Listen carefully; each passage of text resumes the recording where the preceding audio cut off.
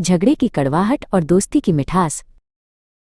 एक सुंदर सी कक्षा में कबीर और रोहन नाम के दो गहरे दोस्त रहते थे। वे हमेशा एक ही मेज पर बैठते थे और उन्हें रंग बिरंगी मिट्टी से नई नई चीजें बनाना बहुत पसंद था।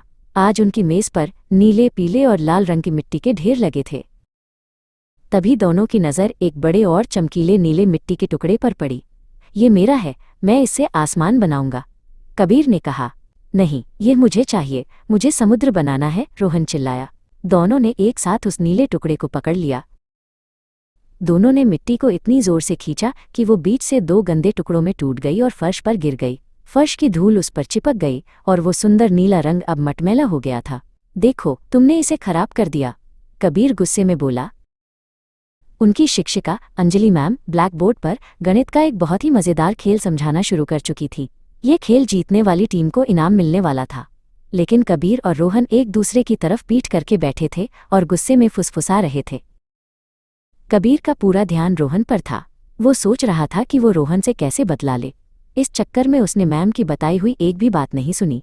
उसे पता ही नहीं चला कि खेल के नियम क्या थे। जब लंच ब्रेक हुआ तो कोई भी एक दूसरे के पास नहीं गया। रोहन स्कूल के मैदान में एक पेड़ के नीचे अकेला बैठा रहा। उसे अपने सैंडविच का स्वाद भी अच्छा नहीं लग रहा था, क्योंकि उसका सबसे अच्छा दोस्त उसके साथ नहीं था। लंच के बाद खेल शुरू हुआ। अंजलि मैम ने कबीर को एक सवाल हल करने के लिए बुलाया।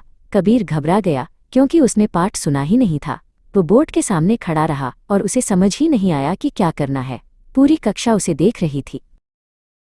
जब रोहन की बारी आई तो उसने भी गलती कर दी। वो इतना परेशान था कि उसने आसान से जोड़ को भी गलत कर दिया। झगड़े की वजह से दोनों का मन पढ़ाई से हट गया था और अब वे दोनों ही उदास थे। छुट्टी के समय कबीर रोहन के पास गया। मुझे माफ़ कर दो रोहन, उस नीली मिट्टी के चक्कर में हमने अपना पूरा दिन खराब कर लिया और पढ़ाई में भी पीछे रह गए, कबीर ने धीमी आवाज में कहा। रोहन ने भी मुस्कुराते हुए उसका हाथ पकड़ लिया। अगले दिन दोनों ने मिलकर उसी गंदी हो चुकी नीली मिट्टी को साफ किया और उससे एक छोटा सा घर बनाया। उन्होंने मैम की सारी बातें ध्यान से सुनी और फिर से सबसे अच्छे दोस्त बन गए।